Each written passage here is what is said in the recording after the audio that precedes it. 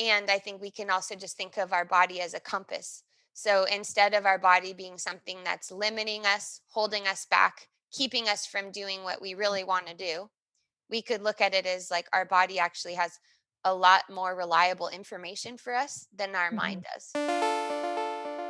You're listening to the Mindful Mama podcast, episode number 273. Today, we're talking about how to heal your nervous system with Kimberly Ann Johnson. Welcome to the Mindful Mama podcast, now with over 1 million downloads. Here, it's about becoming a less irritable, more joyful parent. At Mindful Mama, we know that you cannot give what you do not have. And when you've calm and peace within, then you can give it to your children. I'm your host, Hunter Clark-Field's Mindful Mama mentor. I help smart, thoughtful parents stay calm so they can have strong, connected relationships with their children. I've been practicing mindfulness for over 20 years. I'm the creator of Mindful Parenting, and I'm the author of Raising Good Humans, a mindful guide to breaking the cycle of reactive parenting and raising kind, confident kids. Hey, welcome back to the Mindful Mama podcast. I hope you're doing okay. Guess what? I have amazing news. I'm so excited to share it with you. I got my vaccine.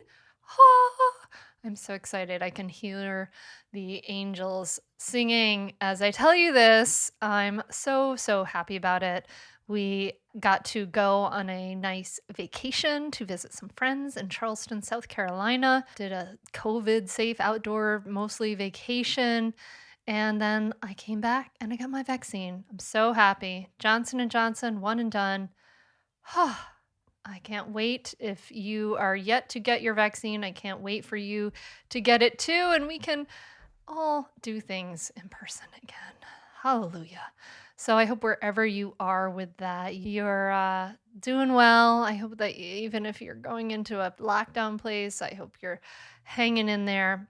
I know that this episode is going to be helpful wherever you are. I had so much fun talking to my friend Kimberly Ann Johnson, and she's a somatic experiencing trauma resolution practitioner, sexological bodyworker, yoga teacher, trainer, birth doula, and a single mom. And she's the author of the new book. She wrote the book, The Fourth Trimester, an early mothering classic. It's so good. But her new book is called Call of the Wild: How We Heal Trauma, Awaken Our Power, and Use It for Good. So I'm so excited to talk to Kimberly. She's also the host of the Sex, Birth, and Trauma podcast.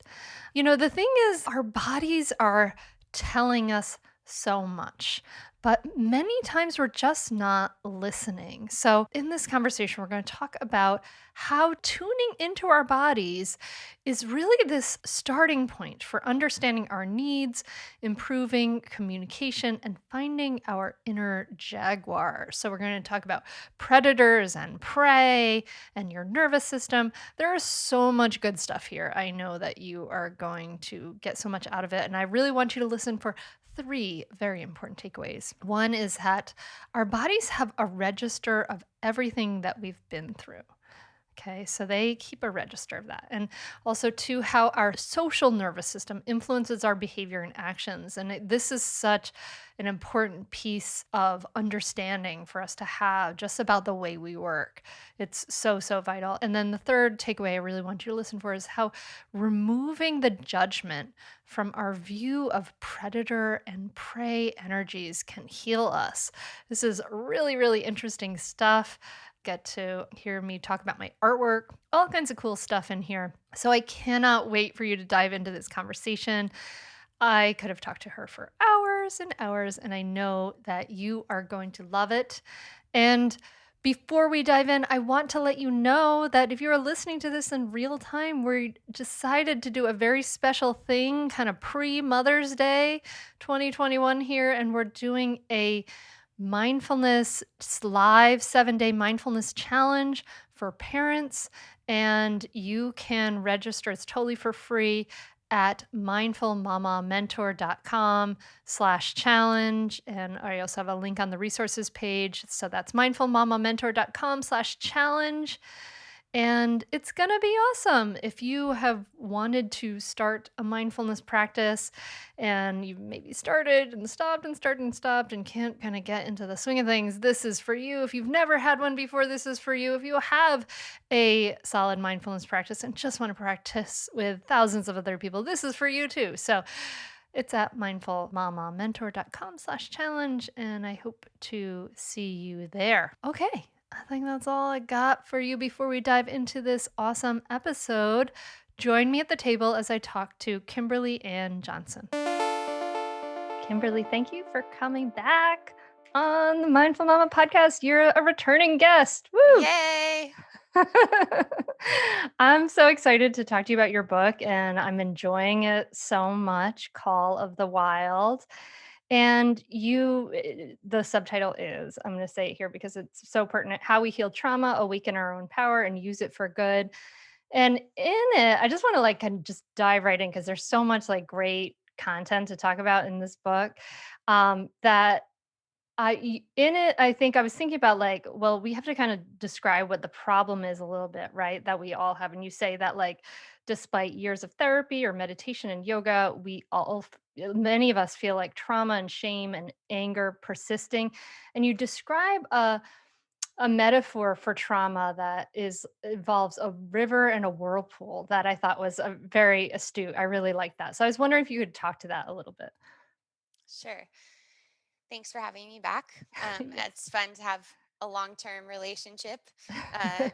and for listeners who don't know, like we've met each other in person, and I love your artwork that came off of the last podcast. It was just after we even hung up the podcast. I was like, "What's that painting that you have behind you?" So, for anyone who doesn't know, you also have an alter ego as an incredible fine artist, and I am lucky enough to have one of your paintings in my house.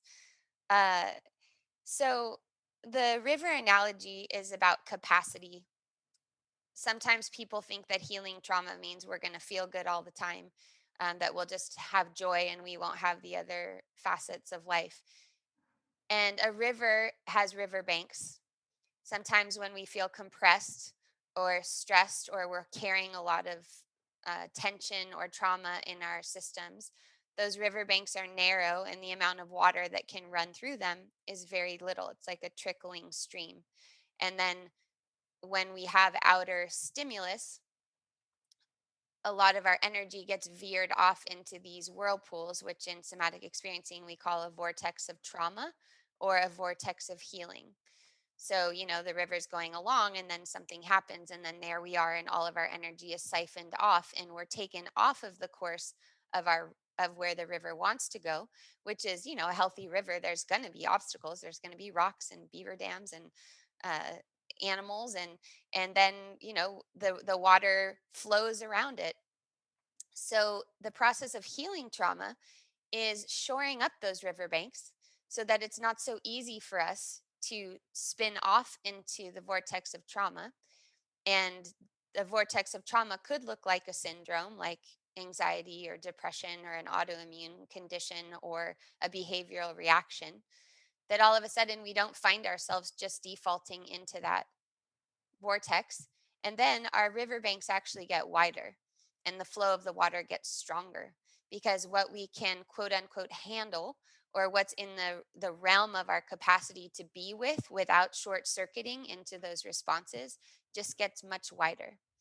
Mm. So, the one other interesting part of that is that most of the time in the spiritual world, in the self help and development world, we think that we have to learn how to be with difficulty. The biohacking world is all about, like, you got to learn how to be with the tough stuff.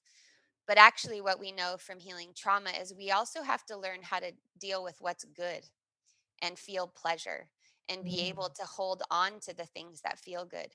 We actually can't help someone heal trauma unless they have a capacity to stick with something that feels good in their system. Otherwise, we just go with them into their trauma vortex. It's really interesting that whole piece about we need this capacity to feel good because when I'm as I've noticed over the years as I pay attention to my body, I notice that like something that feels really good can feel as weird and unsettling as something that feels really bad. And it's interesting because it's like, because you describe the nervous system and arousal. And I think of that the way like something feels so good, it can when I zoom into my body and I get into that, and we'll talk about that whole idea of that felt sense. It's like it's just as it is like a feeling of like arousal, like, oh, there's this. And I know that a lot of us try to kind of get back to back to normal, right, when something, or what's familiar, when something feels really good too. Definitely. And that can be feeling good sexually. That could be making amount of money that you've never made or getting an offer. Even just right now, I have this amazing project that I got selected for, and I'm procrastinating about it. And I'm procrastinating because I want to get it right. And there's some perfection in there. And then there's also the fear of not getting it right and the exposure. So, novelty can register as activating. It's not just learning how to roll with or tolerate discomfort. It's like, well, how can we be with each other in victories? Like, how Mm, can we celebrate with each other? It's so complicated right now because the world is ever more framed in threatening ways, whether it's the planet or how we are together racially or how we are together with sex and gender. And so sometimes we can feel like, well, we don't deserve to feel good, or mm, I'm in a white body, I have privilege, I'm cisgendered, and so therefore I shouldn't feel bad, but I also shouldn't feel that good. And actually, maybe mhm. I should feel bad because maybe if I demonstrate that I feel bad, that's going to demonstrate some kind of solidarity, or I'm going to distribute the amount of suffering there is. My hope is that there is a way that we can both focus on being well enough to be available in these conversations, but also continue to, from a body perspective and a felt sense animal perspective, we can sense what other animals, including human animals, are experiencing, and that will come into a greater level of wholeness as well. So we really do need, I call it in the book, a hold it moment, which is, and those people in your life that can hold it with you. I have a friend who's in her 70s, and she was able to buy an apartment for the first time, and she was a stay-at-home mom and raised three children, and her husband was the breadwinner. And so it's like a really big deal for her that she bought an apartment on her own. But when she wrote me, she said, I knew you could celebrate this with me. And I don't know what it is, but I feel like I can't really tell my peers, Mm. because it's that other concept in the book of fitting in, of like, oh, it could be dangerous if I stand out. And so my system is telling me, no, go back, be the same, don't be too different, or else there's going to be a consequence to it. So we definitely need those people in our lives that can just see us for who we are and celebrate the good things with us. And it all circles back to this idea of capacity you were talking about, the river. Like we want to widen those borders of the river. Sometimes I think of capacity in the terms of like comfort zone, like, that kind of growth is like outside of our comfort zone. And we want to expand that comfort zone, that kind Yeah, of and some people capacity. call it, like, in somatic experiencing, a lot of people call it a window of tolerance. People Mm-hmm. might have seen that in polyvagal theory, but I don't like the word tolerance, because Mm. tolerate is something that's kind of passive, and most women go through life tolerating a whole bunch of things that shouldn't really be tolerable. So I like to think a bit of a window of presence. How much can you stay present Mm. to without getting kicked out into one of those eddies? And it's perceptible in each other. So, another way I talk about it is a platform of okayness. So, the big waves come in life. Everyone listening has had them this year. There's not anyone who hasn't had a big, their boat's been seriously rocked, or the canoe that you're on in the river is like, whoa. Uh, but to what extent does that stress become trauma is how we're able to metabolize it and digest it.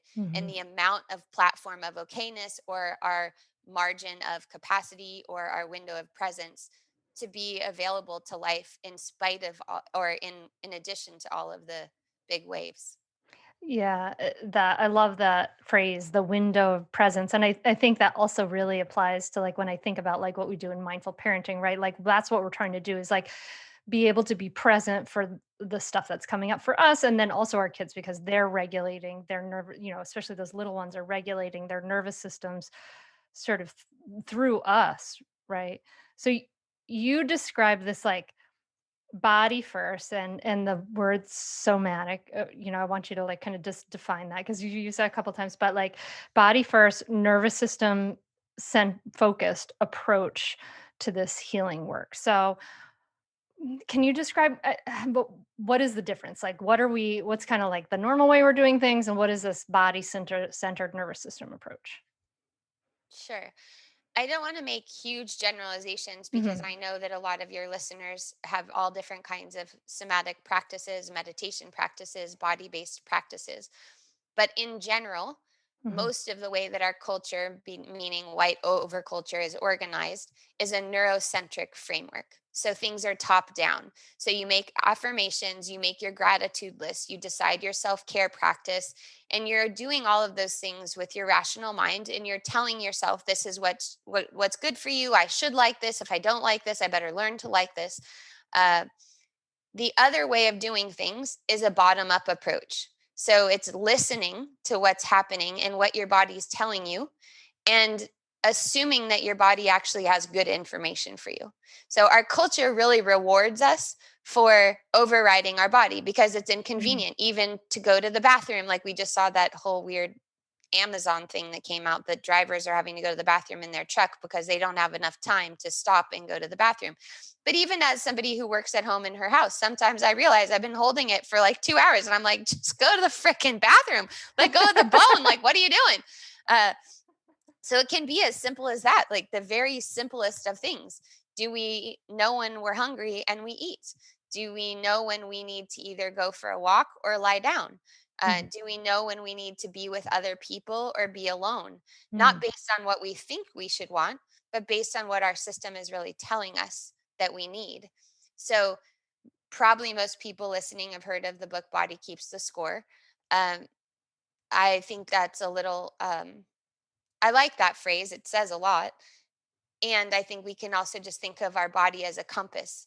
So instead of our body being something that's limiting us, holding us back, keeping us from doing what we really want to do, we could look at it as like our body actually has a lot more reliable information for us than our Mhm. mind does. And that comes with memory. So we tend to think because we're so brain neofrontal cortex oriented that memory is explicit memory. It's the thing that our brain remembers, the narrative our mind has told us, whereas our body actually does have a register of everything that we've been through independent of our mind. And those memories are implicit. So those memories we might not have a cognitive narrative for, but they live inside of us. And those are the things that are actually communicating much more with other people. That's why communication, especially when power is involved, gets so confusing. Why people have repeat experiences like, oh, I keep getting into the same relationship. My kid keeps putting their hand up my shirt, and when I say no, doesn't listen to me. Um, I keep getting in this dynamic with sex, whatever it is. It's because our system is always giving us opportunities to choose something that's more efficient, to choose something where our riverbank will be wider because that actually potentiates our system. But we look at it like we're getting punished, like, oh my God, here we go again. Like, same old conversation, same old this, because our nervous system is communicating that. And it's not the law of attraction, it's actually electrochemical signals traveling through our fascia that's communicating to another system because ultimately we're animals. So we're communicating all the time about, are we safe? Are we not safe? And what safe looks like is different depending on the relationship dynamic. Stay tuned for more Mindful Mama podcast right after this break.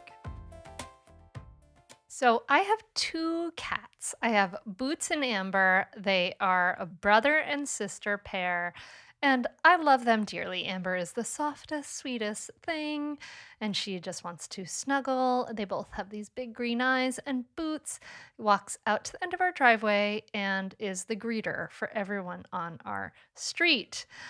But as much as I love my cats, I am not a fond of the stink bombs they leave in their litter box. Everything from cleaning to covering up the smell is a constant battle, and that is why I'm so happy that Pretty Litter is a podcast sponsor. Pretty Litter is kitty litter reinvented. Unlike traditional litter, Pretty Litter's super light crystals trap odor and release moisture, resulting in dry, low maintenance litter that doesn't smell. And Pretty Litter is virtually dust free because it's manufactured with special dedusting process, less dust, and no fuss. Pretty Litter arrives safely at my door in a small, lightweight bag, not the super heavy thing, that lasts up to a month. Now that I get my litter bags auto shipped, I don't have to deal with last minute trips to the store, and shipping is totally free. But above all else, here's why Pretty Litter is a pet parent's hero. It's a health indicator. So, Pretty Litter actually monitors my cat's health by changing colors when it detects potentially underlying issues. You won't find that in any kind of conventional cat litter. So, get the world's smartest litter without leaving home by visiting prettylitter.com and using the promo code HUNTER for 20% off your first order. That's prettylitter.com, promo code HUNTER for 20% off. Prettylitter.com, promo code HUNTER. You can find that link in the notes wherever you're listening to this episode. So, the idea of kind of going into this body center, nervous system first approach is what I'm kind of hearing from you is that I love what you're saying that and how you say it in the book, how the body, that we have this innate intelligence, like it's this trust of the body, right? Not rather than, as you change it, like when the body keeps the score, right? And it's more about really coming into perception with the body and getting out of our story a little bit. And you talk about this idea of these electrochemical signals, and that reminds me of this whole piece about the polyvagal theory and the social nervous system. That's so interesting. So, can you tell us what that is? Sure.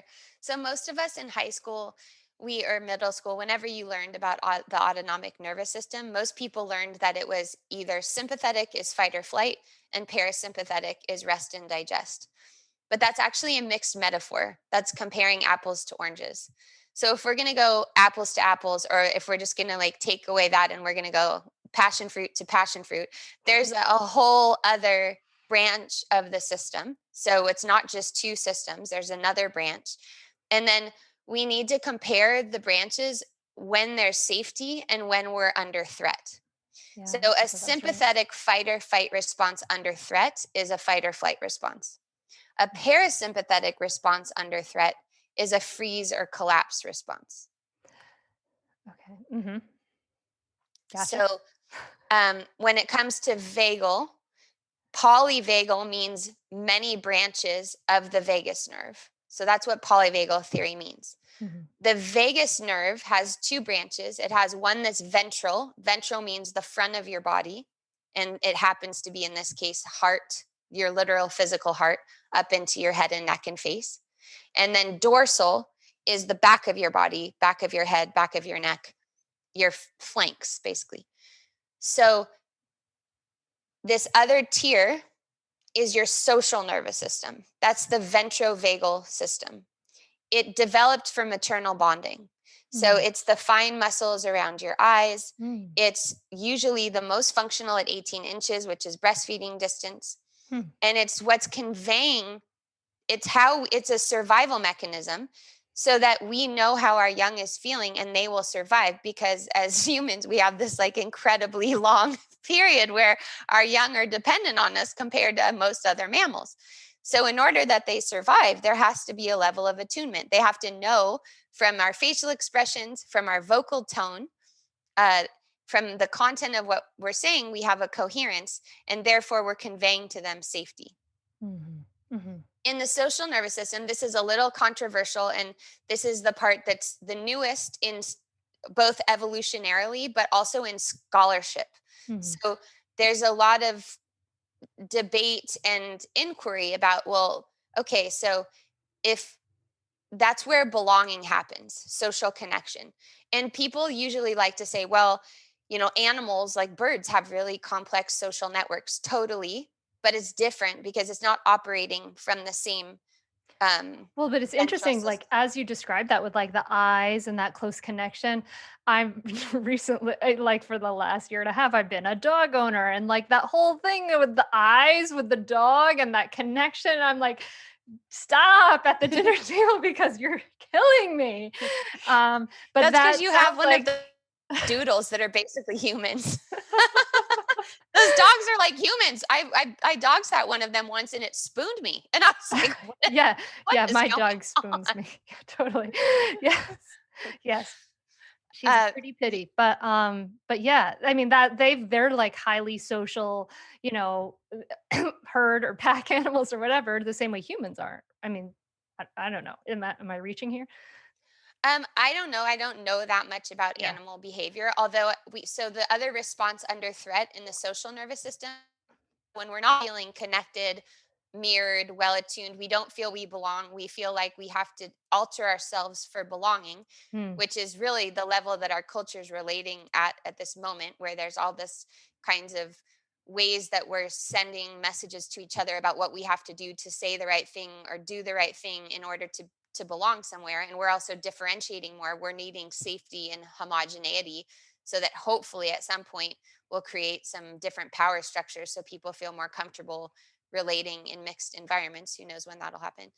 Um, so at the social level, the response that maybe some people listening have heard of before is called, one of them is called fawning.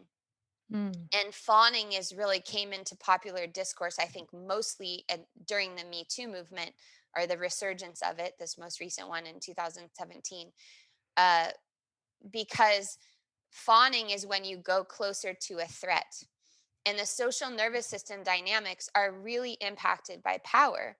So if you're in a position of less structural power, it behooves you to behave in certain ways that are dictated by the person who has more structural power. And if you can approximate it, it's less threat than if it's farther away from you. So all of these situations that we saw of women going up to hotel rooms that from the outside seem like, well, why would you do that? Why would you, when you're in it, your physiology is telling you that it's safer for you to do that than it is for you to have the consequences of it farther away, or why someone returns to domestic abuse, or why someone is assaulted by someone and could continue a relationship with them.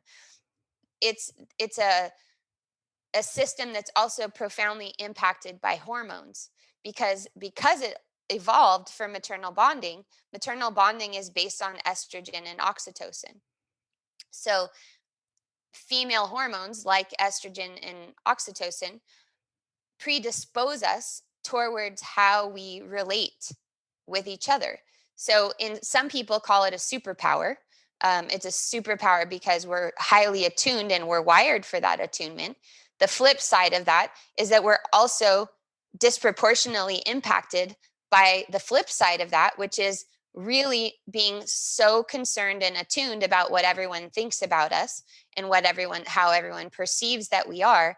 And so we choose either this fawning, which is being really super nice, appeasing, um, tolerating, or the flip side, fitting in, which is camouflaging, not standing out, not saying what you think or who you are. And if you look at it in a racial spectrum, then fawning is more like code switching. Like, I'm Mm. going to do the thing or behave in a submissive way so that I'm not punished Mhm. by this power dynamic. Or I'm going to assimilate and I'm going to erase my difference so that I don't stand out, so that I'm less likely to be harmed. Wow. So we have Yeah. a lot of physiological, but people think that this is a rational thing. And it can be. I mean, you can choose to code switch, but it becomes ingrained and it becomes personality, and then it's passed generationally because it's survival. And the same goes for female male. Like, we're coded for being able to locate danger. And how we locate it is usually through these facial expressions and coded we could call it body language, but it's a little bit deeper than body language. Huh. I thought that was so interesting. This social nervous system. I mean, the way you describe it, for to me, I just think high school. Oh my gosh, like that's high school all right there. Like fawning and fawning and fitting in. Fitting Yeah, in. yeah, yeah, exactly. Well, we're Yeah. trained in a lot of different ways. Like socialization is one thing, but we're also there's all we were talking about feeling good earlier in this conversation. Most of our families have some kind of a cap on feeling good. You can feel good, but don't feel too good, because that might make someone else feel bad, right? Mm, Don't and that could be, or don't earn more money than everyone else, mm, or don't earn less money than everyone else. Like there's a norm, and stepping outside the norm, uh, there can be consequences, either actual ones or inside of you. What you were describing earlier is that the perception is that you're going to lose connection, and losing connection is actually life threatening. So this is where it's people try to make that into an emotional thing, like, oh yeah, but that's an emotional need, that's not actually a survival need. But it actually is a survival need. Connection is a survival need. Stay tuned for more Mindful Mama podcast right after this break. I am so incredibly thrilled that we are supported by Thrive Cosmetics because I have been a customer of theirs long before they were a sponsor of the podcast, because the products are amazing and they're vegan, 100% cruelty free, and they don't have nasty chemicals. It's all the stuff I want, works amazing, and it's good for you and good for the environment. So, the products are made with clean, high performance, skin loving ingredients. They're clinically proven formulas.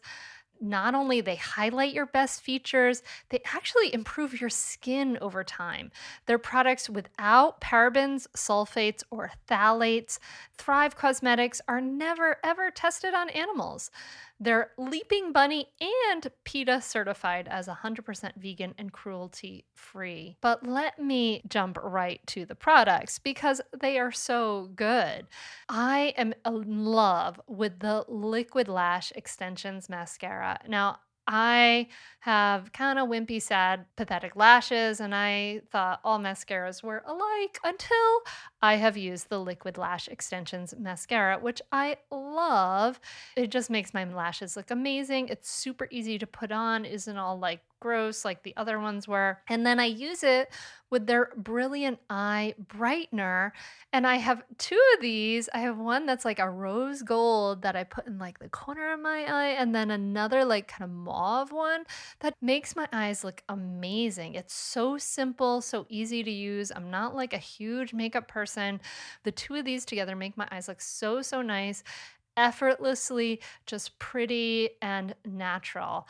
The products are so nice, high performance, skin loving, all that stuff. But also, Thrive Cosmetics has a mission that is truly bigger than beauty. It's so cool. Every product purchased, Thrive Cosmetics donates to help women thrive, i.e., women emerging from homelessness, surviving domestic abuse, fighting cancer, and more. So it helps other people too. This is like a win win win situation. It's like you look amazing, you support the podcast, you support women who are needing help to thrive, and it's all good for the environment and good for you. The whole bigger than beauty mission really inspires me. It really is a beauty brand that goes beyond being skin deep. I love everything about Thrive Cosmetics. Their products are the best I've ever used, and the bigger than beauty mission is so inspiring.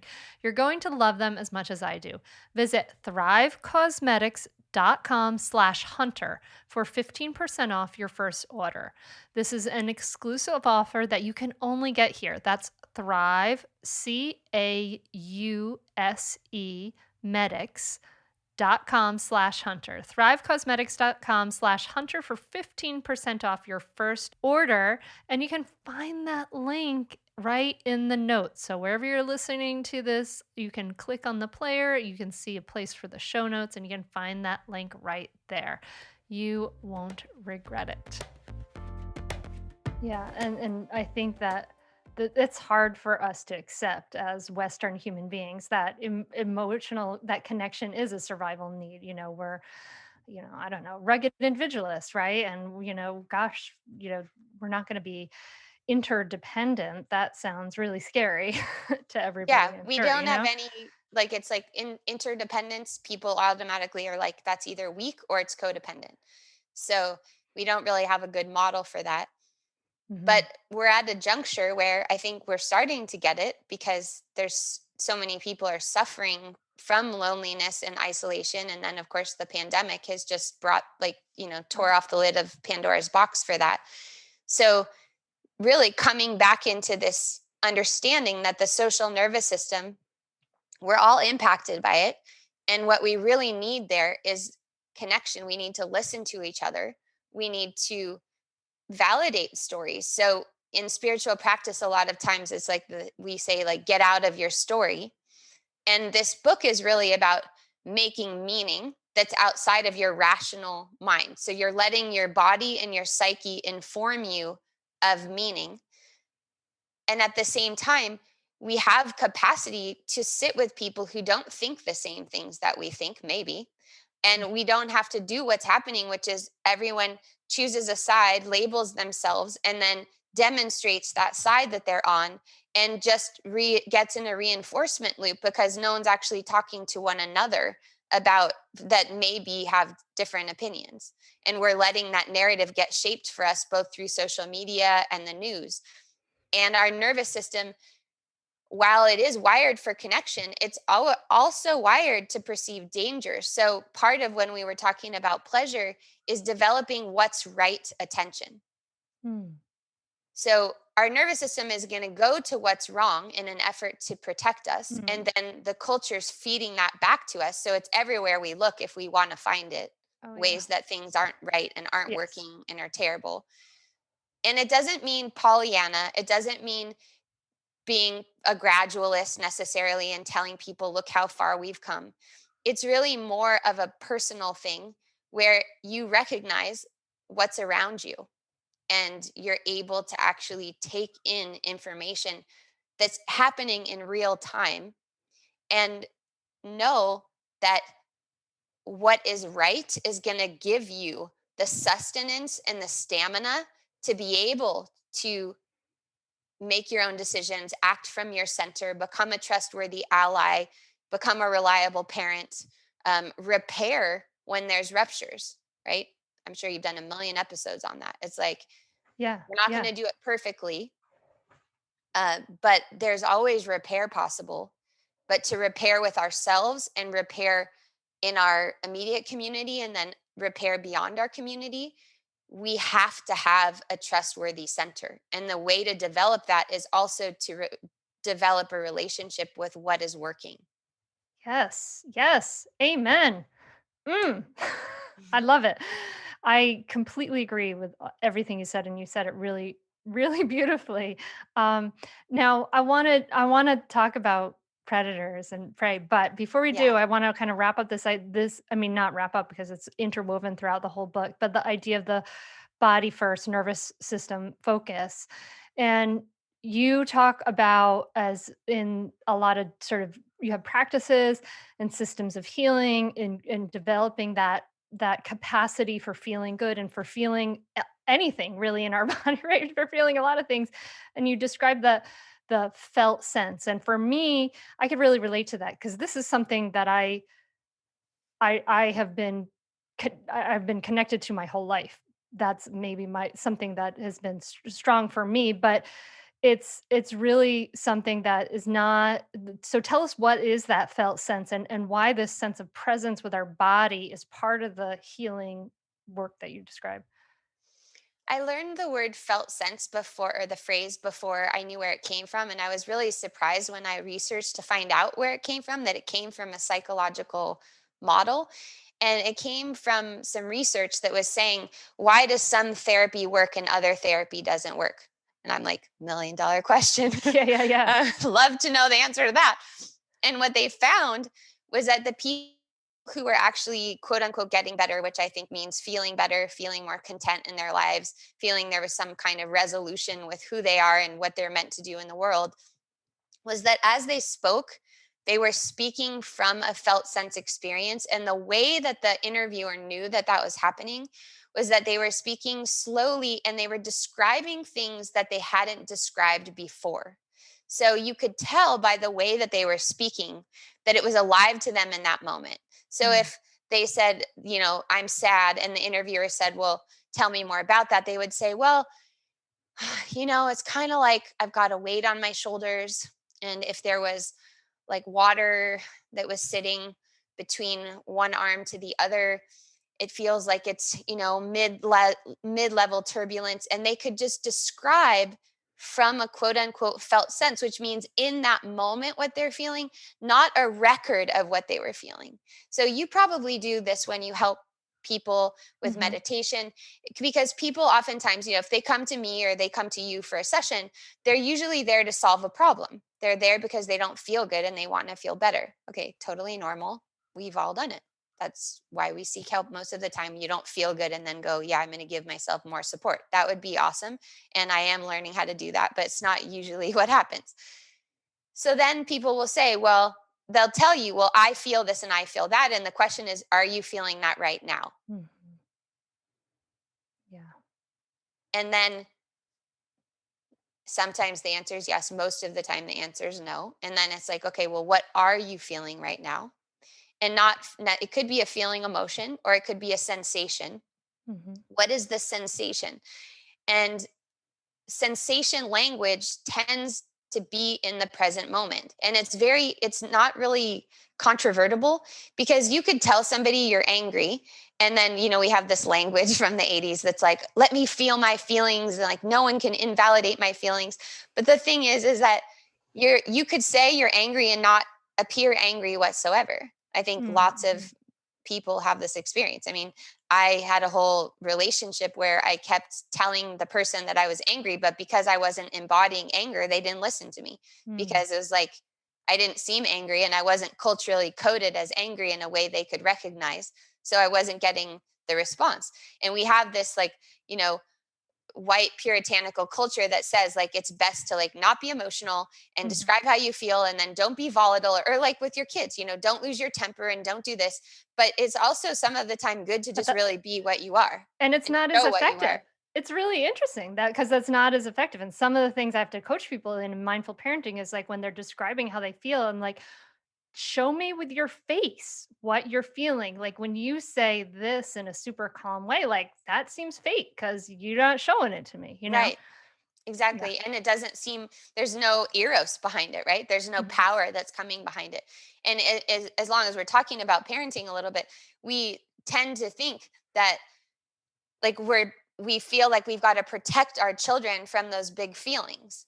Mhm. But A lot. really, we help them develop their platform of okayness by being able to respond to all different kinds of feelings and situations, and know that they're okay and that the relationship is still intact. uh, you know my parents started reading this book, which is really exciting because they didn't really read the first book.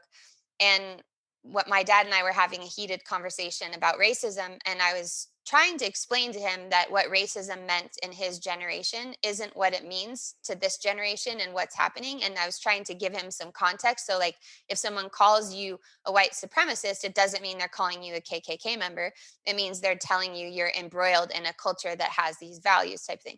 So he was saying, well, I reject that, and here's why. And we were having an active, lively discussion. But I was super excited because in high school, all I did was like cry all the time while I talked to my parents. So I was like, okay, well, now I can actually do this. And my parents are different from me, and we can have, but I want to still have a conversation. I love them and I want to be in a relationship with them about things that matter to me. And my dad goes, okay, well, this was a lively conversation, but I learned from your book that just because we're having conflict doesn't mean we can't stay in connection. And I Oh, was like, oh, yes, yeah. yes. Like, I was just like, oh, fuck yes. Like, thank you.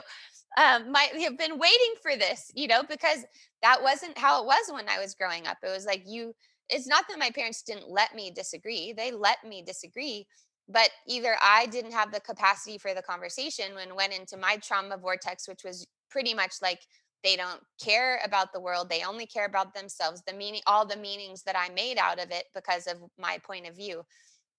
So, um, you know, well, I forgot what where I started. That's okay. I love that. Yeah, we were talking about the felt sense and kind of just Oh, coming into our body. yeah, and I think it sounds like you're doing exactly what I help people do, which is Hmm. coordinate response. So to me, I like the word coherence. Some people like the word congruence, but for me, coherence is like a bell tone that's like crystal clear. And the way you hit a crystal clear bell tone is you coordinate your facial expressions, the tone of your words, actually like where your voice is on the register. It's called prosody. And then your facial expressions, your affect, and your body language. That's how someone listens to you. And you get the response you're hoping for. The reason I learned this, which I think we talked about on our last podcast, but just briefly, is because my daughter wasn't listening to me when she was about 5. I mean, that's not the only time she didn't listen to me, but it was one of the times.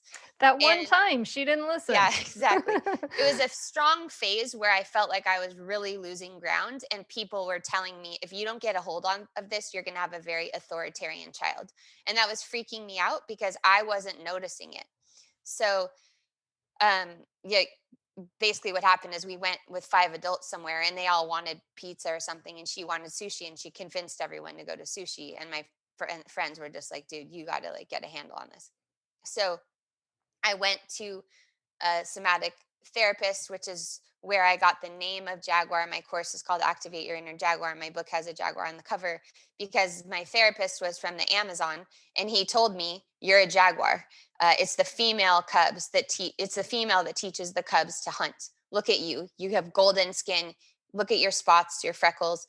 And it was at that moment that I realized, oh, I have a totally mixed up view of hierarchy, and I have this inherited thing from my culture that says that we're all equals and it's democratic, and so I'm giving her way too many choices than what she can actually handle, and I'm not taking my right authority in this situation because I have ambivalence about authority and power. So he told me, just go home and start watching jaguars with their cubs and watch what they do. I wish those videos aren't on YouTube anymore, but it was a lot of wrestling and a lot of, the mom laying on the cubs and then getting up and struggling with pushing and pulling and showing who's in charge. And what I realized is my daughter was really looking for that. I'm a single parent, so she wasn't getting that. And that's actually why I was feeling sorry for myself, because I was like, oh, I have to be the unconditional love and the disciplinarian. And I hated the discipline part. But I realized it was because of my own ambivalence about being in that predator role and being the alpha. I was, for all kinds of reasons, very uncomfortable with that role. Stay tuned for more Mindful Mama podcast right after this break. I am thrilled that Gemist is a sponsor for the Mindful Mama podcast because it is a pain in the butt to find good hair products.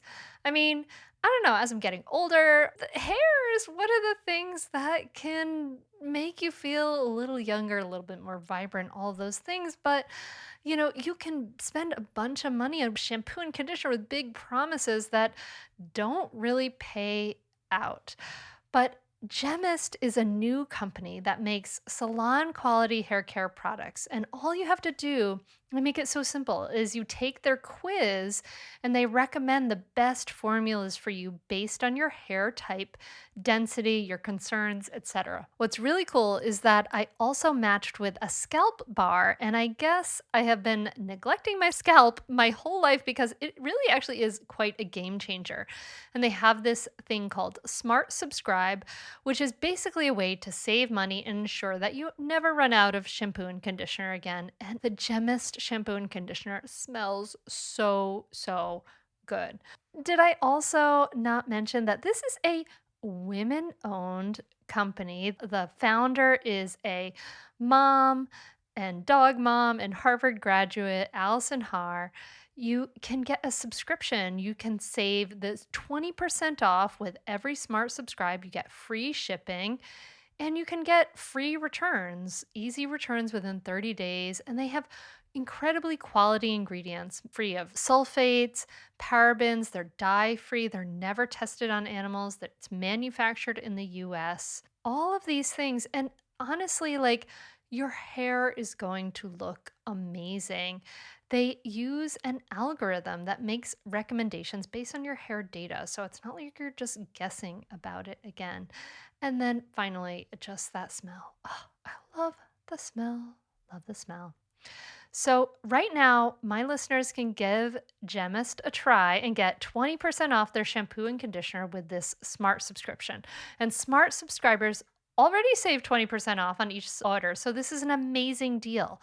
And with free 2-day shipping, you can have it in just like this weekend, basically. So, visit gemist.com to get your personalized recommendation and enter Hunter at the checkout for 20% off and free 2-day shipping. That's gemist.com, GEMMIST.com, and enter the code Hunter at checkout to get the best hair of your life. And you can find that link right in the show notes wherever you're listening to this. Just click over and find it right now for some good hair.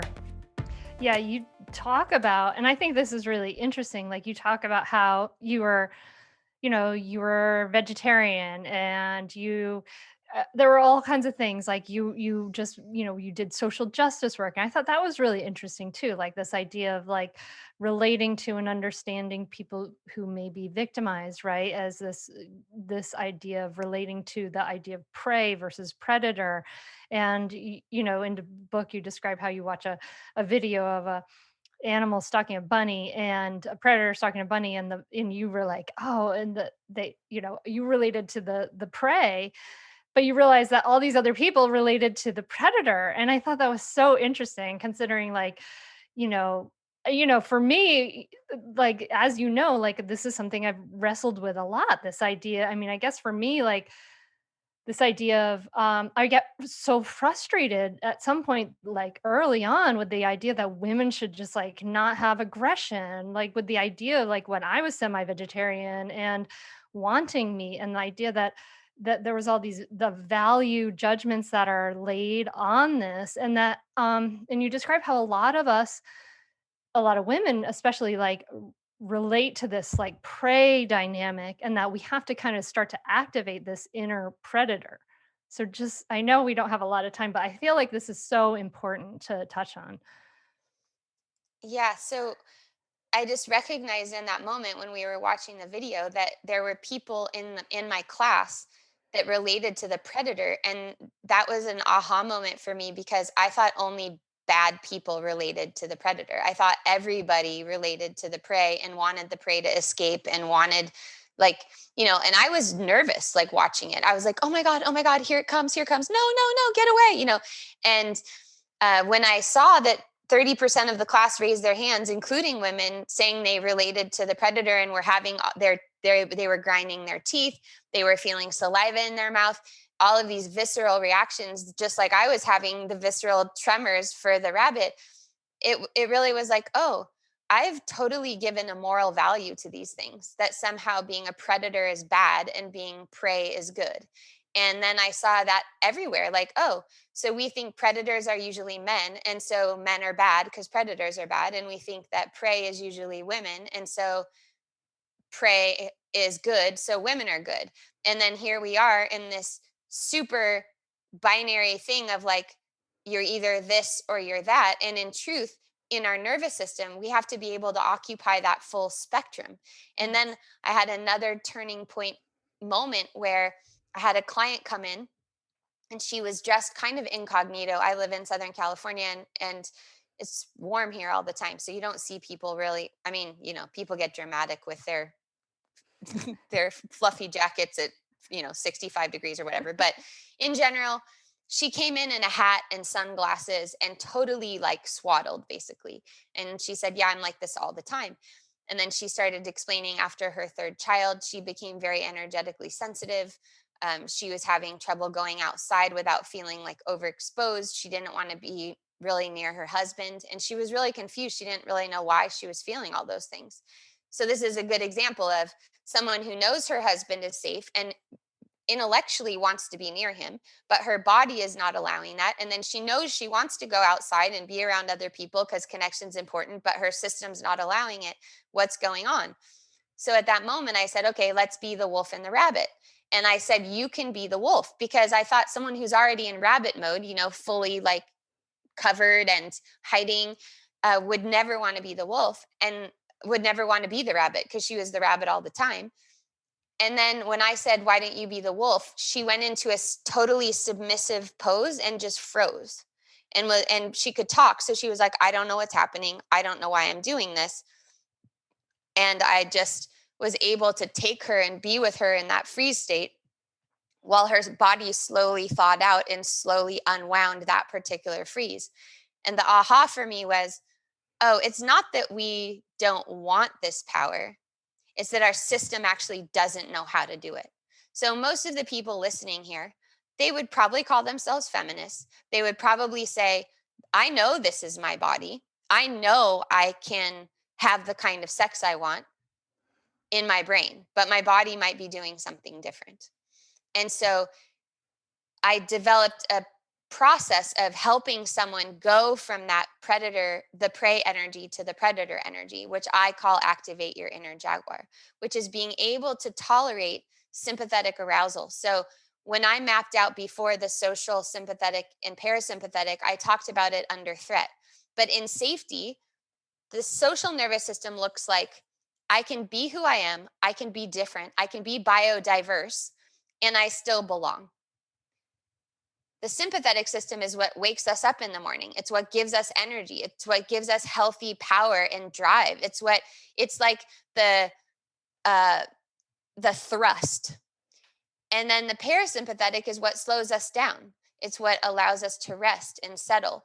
It's what allows us to release fluids. Birth, you need a combination of all of them. The social nervous system in birth is what allows you the context that allows you to feel safe, that you know that you could express yourself and be listened to and belong. You don't have to perform your birth. You don't have to be a certain way for the people in your birth room. You can actually be the felt sense way. The sympathetic And scare your is, husband to death. yeah, exactly. Exactly.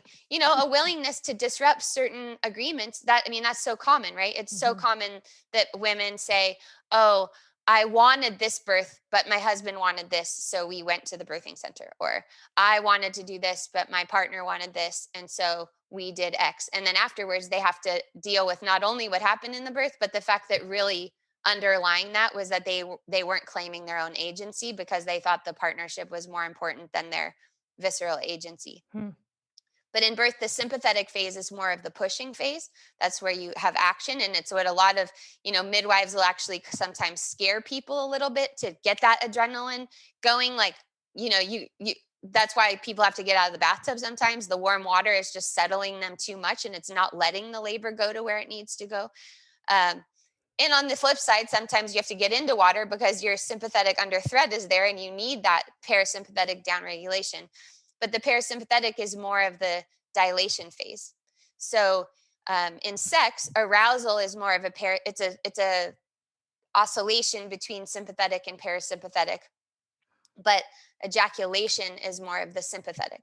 So most women have ambivalence about sympathetic energy because if we've been prey, we don't want to be predator because we would never want to harm someone in a way that we've been harmed.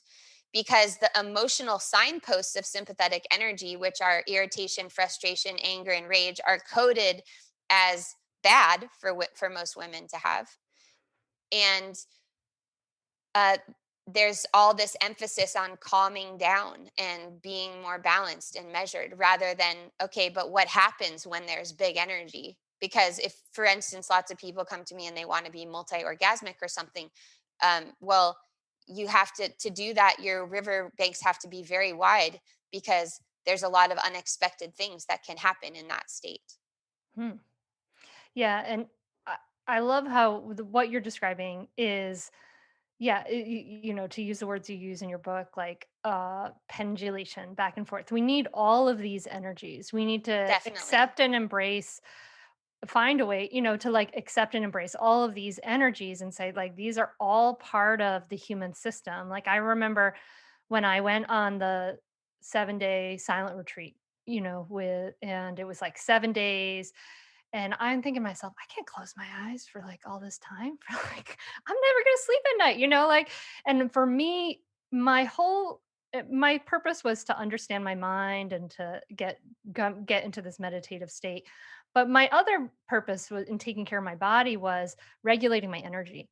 And I was like, okay, I know how to do this. Like, I know how to regulate my energy. I knew that too much, I needed to burn some energy. Like, I needed some fast movement. I went for a run every day. I did some really vigorous yoga during that retreat when everybody else was walking really slowly. Went downstairs in the basement and did some really vigorous yoga because, I mean, I can't agree with you more. Like, we need to be able to, like, it's about un understanding our energy, accepting it, being able to access all of our energy, expanding that capacity. It's so cool. Totally. And also that we're all not the same. Our rhythms Yeah. are our inherent rhythms aren't the same.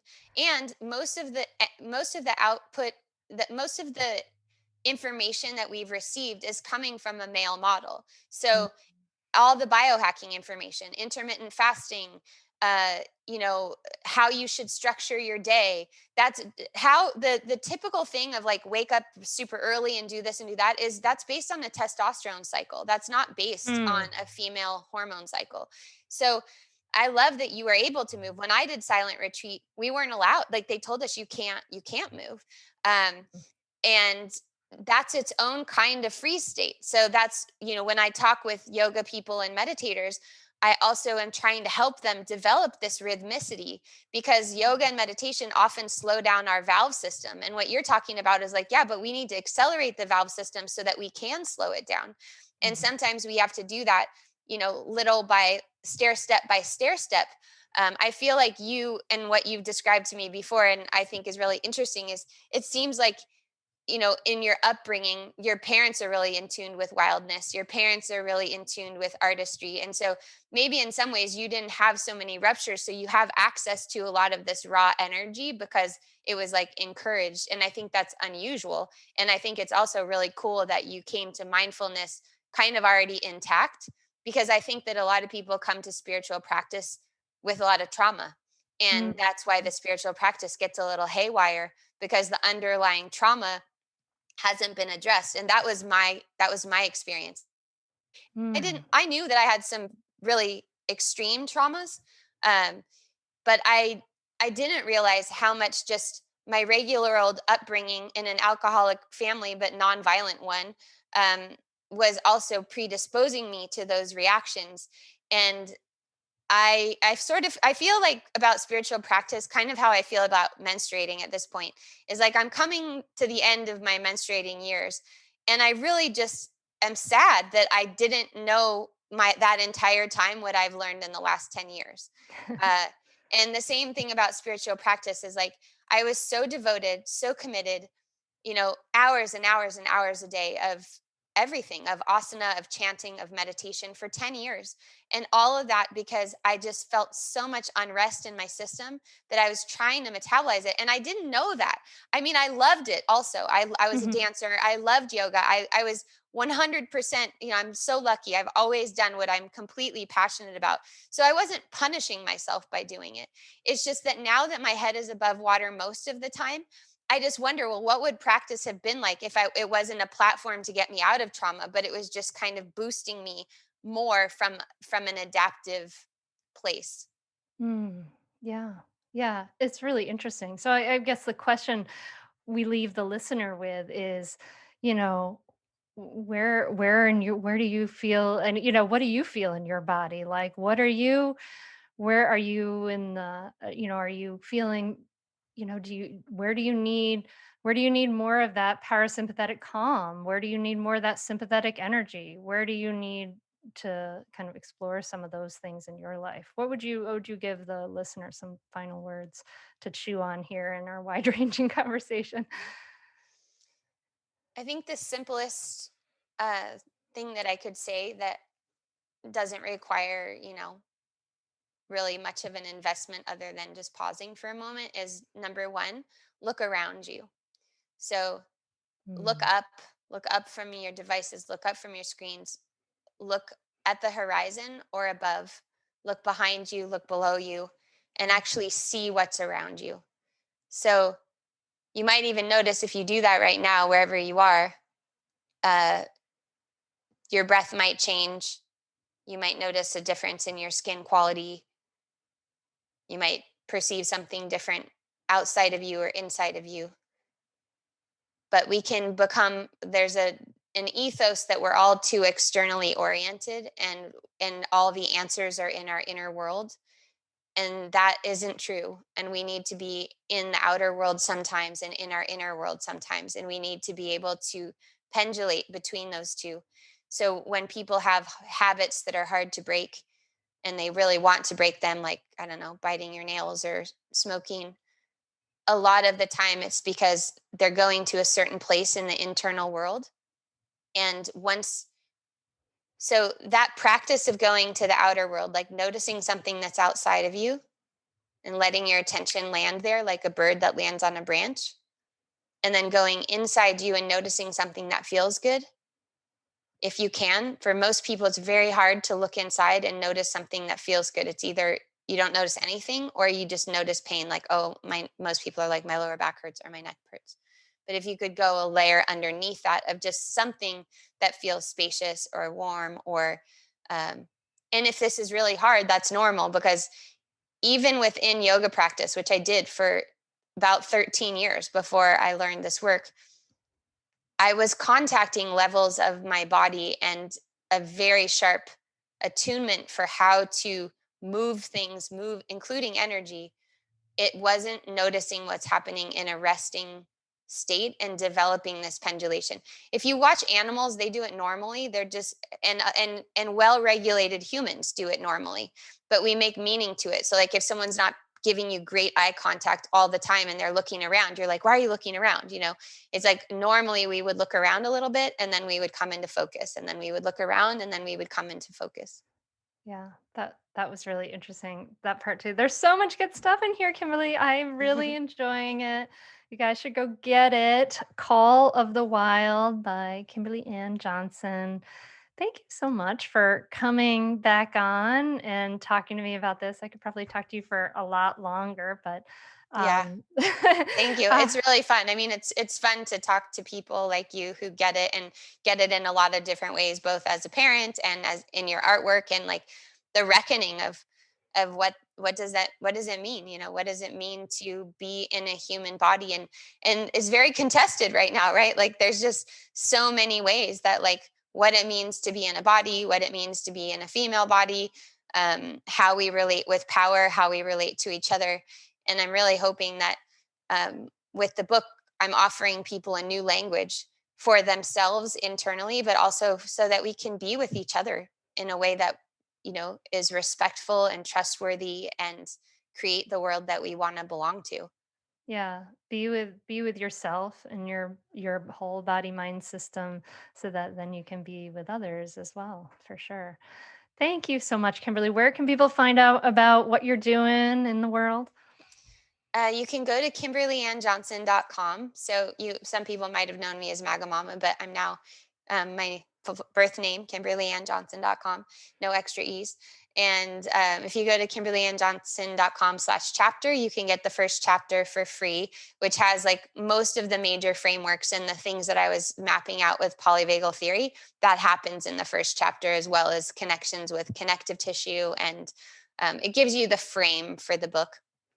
Yeah, it's well worth it. And For then, sure. on social media, I'm Kimberly Ann Johnson too. At the moment, there's some weird punctuation, but we're hoping to take care of that. And we'll have all that in the show notes. Thanks again, Mama. Thank you. So nice to talk to you. Me too.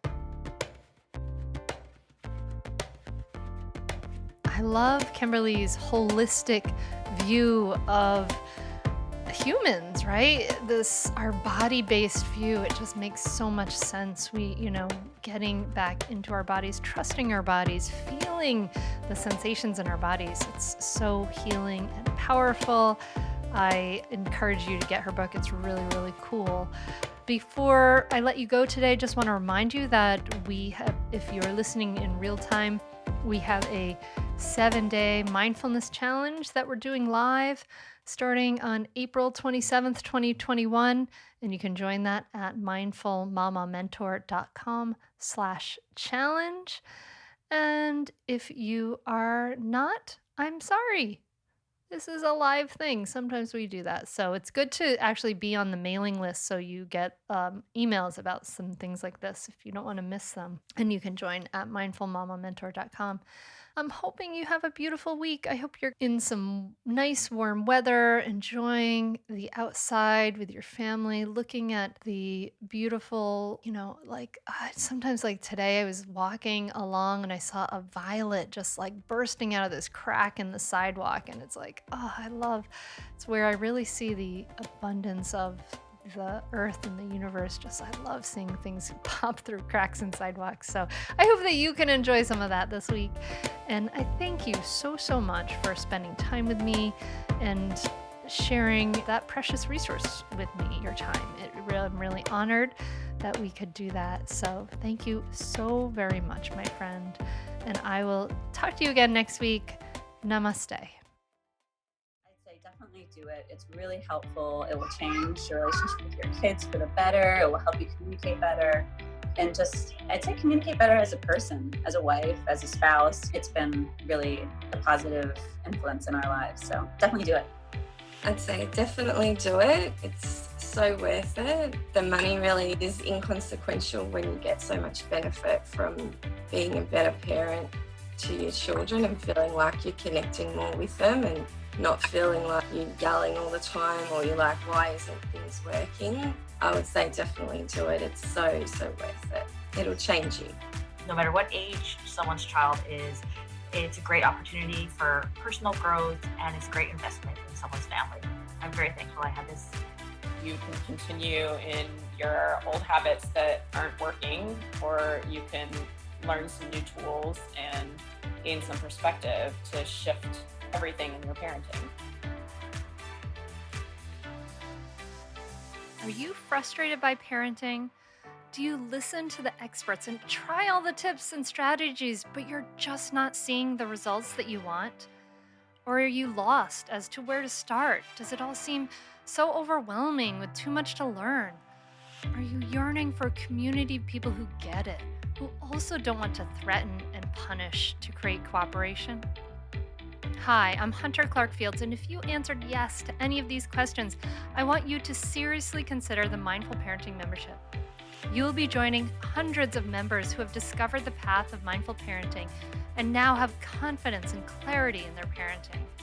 This isn't just another parenting class. This is an opportunity to really discover your unique, lasting relationship, not only with your children, but with yourself. It will translate into lasting, connected relationships, not only with your children, but your partner too. Let me change your life. Go to mindfulparentingcourse.com to add your name to the waitlist, so you will be the first to be notified when I open the membership for enrollment. I look forward to seeing you on the inside. mindfulparentingcourse.com.